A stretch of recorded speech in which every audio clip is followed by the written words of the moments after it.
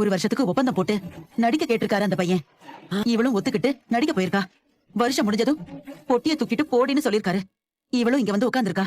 அதே ஒப்பந்தம் போட்டு கல்யாணமா? இதெல்லாம் எந்த ஒரு நடப்படி? ஏடி கிறுக்கி, என்னடி பொழப்பு இது? என்னடி காரியம் செஞ்சிருக்க? கருமம்.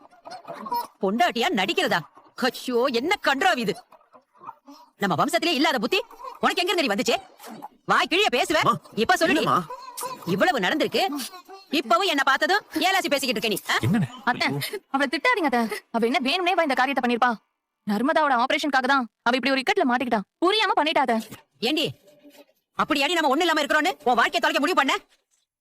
இதெல்லாம் ஊருக்கு தெரிஞ்சா மான சிரிச்சு மகடி பூத்து போயிரும். இப்படி ஒரு கல்யாணத்தை பண்ணிக்கிட்டு தான் ஊருக்கு அந்த பையல அழைச்சிட்டு வந்து விருந்தெல்லாம் வச்சு சீராடிக்கிட்டு இருந்தீங்களா? நானும் இவளுக்கு நல்ல இடமா அமைஞ்சு போச்சு, ஏதோ என் தம்பி பட்ட கஷ்டத்துக்கு அவன் பிள்ளைங்க நல்லா இருக்குதுன்னு நினைச்சுக்கிட்டு இருக்கேன். நீ இந்த கதிக்கு ஆளாய் வந்திருக்கியடி. நொய்யரிசி கொதி பொறுக்கலங்கிற கதையா அவசர அவசரமா இதுக்கு தான் போய் கல்யாணம் பண்ணியா? யாருக்கும் சொல்லாம? குமரா, என்ன அந்த பைய வீட்டுக்கு கூட்டிட்டு போனா அவன்கிட்ட என்னன்னு கேட்காம விட மாட்டேன்டா. இவன் ஒப்பந்தம் போனதா என் தம்பி சீராட்டி வளர்த்தான இவள. என் குடலும் அப்படியே கொதிக்குதுடா. எவ்வளவு நெஞ்சு திமிரு இருந்தா அந்த பையன் ஒரு பொம்பளை புள்ள வாழ்க்கைன்னு கூட பார்க்காம இப்படி ஒரு காரியத்தை பண்ணிருப்பான்.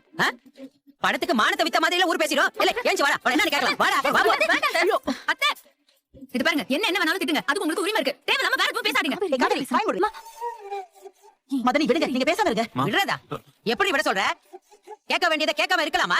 என்ன நினைச்சு இப்படி பண்ணான்னு எனக்கு தெரிஞ்சாகணும். இப்போ மதனி, கேட்க வேண்டியதெல்லாம் கேட்டாச்சு. முடிஞ்சு போனதை புதுசா ஆரம்பிக்க வேண்டாம்.